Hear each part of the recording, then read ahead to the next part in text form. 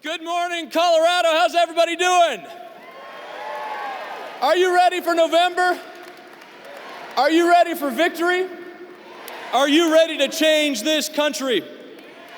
I am too, but I want to start by thanking each and every one of you for being here today. Thank you for taking the time to be here.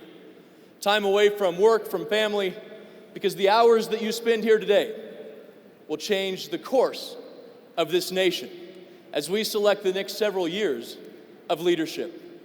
You are all patriots, and I salute you. Before I get started, though, I've got a couple of questions for you. You see, you and I together, we've embarked on something far more important than any one political campaign. We have signed up to be the tip of the spear, the vanguard of a movement that is sweeping our nation, the focal point of a campaign to get rid of Harry Reid, to pick the shackle of gridlock, and to put an end to the dysfunction of Washington.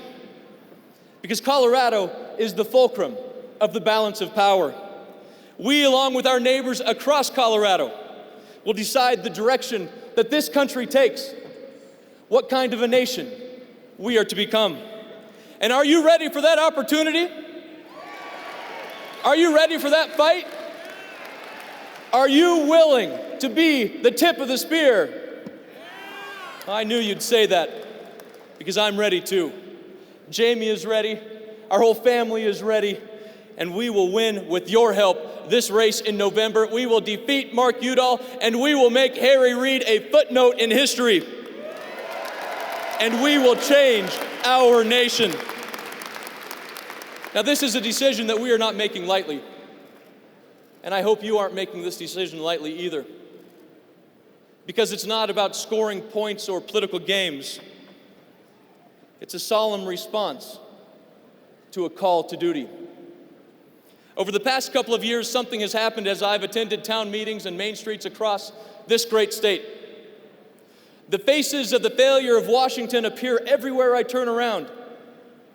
I met parents who watched their children graduate from college, walk into an economy with no opportunity, and they began to ask me where they went wrong.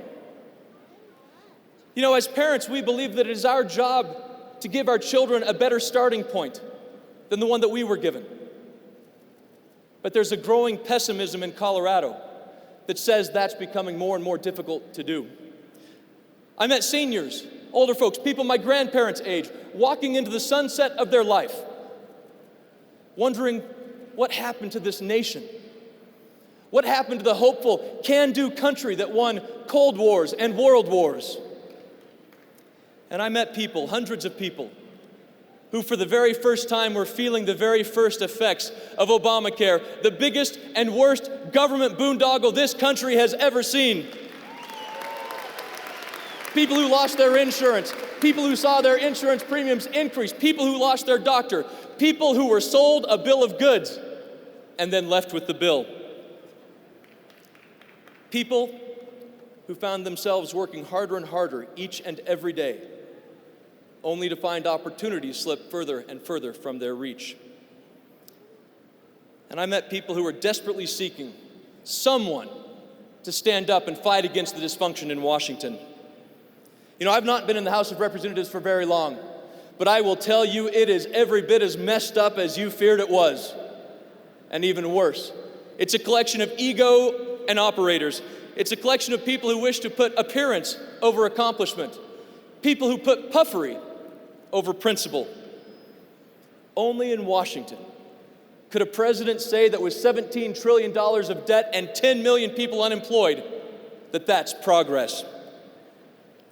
The president, he has made our biggest problems worse, and he has made our best assets even weaker. And Mark Udall was just along for the ride. This president has turned to the least effective institution in our society, the government, to bungle new problems.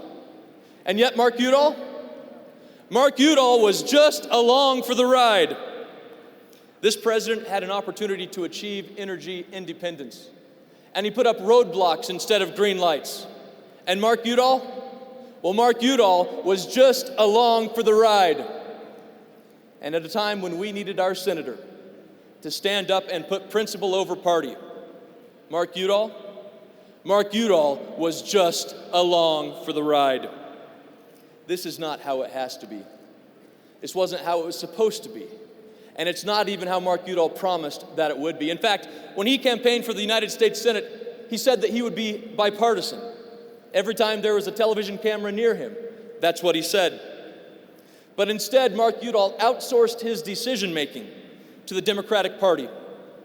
He chose to instead of choosing to cut his own path, he decided that Obama's political future was more important than our political future. And while Mark Udall ceded his leadership to party power, the four corners of our state suffered. You see, Washington, the president, and the left, they don't understand Colorado. They don't understand the Eastern Plains and its sense of space, the Western Slope and its majesty, the innovation and energy economies of Northern Colorado, the vitality and heritage of Southern Colorado, our communities along the Front Range, our neighborhoods. Colorado deserves leadership for all of Colorado, and I will fight for what I call the Four Corners Plan. It's a solution that recognizes the diversity of our great state, the people, and its economy. Real solutions for economic growth, responsible energy development, a cleaner environment, and education for the future. The Four Corners Plan provides leadership for a growing economy, a plan for a balanced budget, lower taxes and common sense regulatory reform, and it will keep Congress out of our classroom.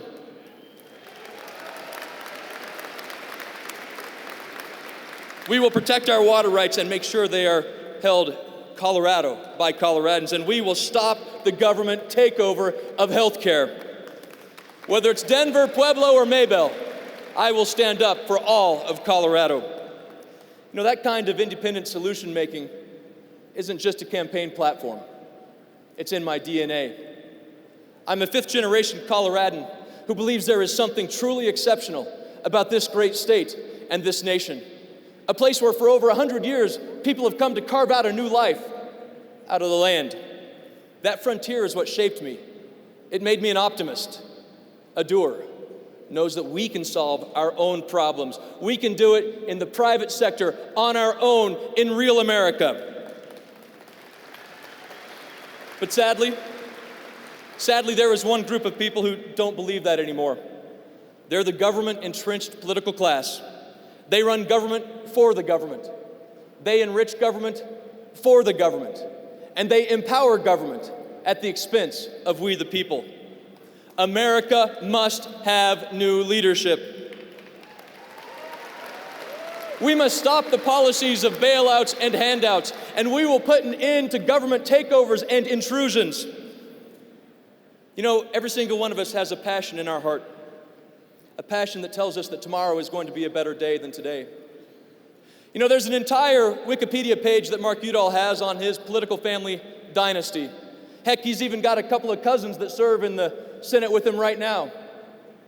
I like to remind people that Mark Udall's dad ran for president. You know what?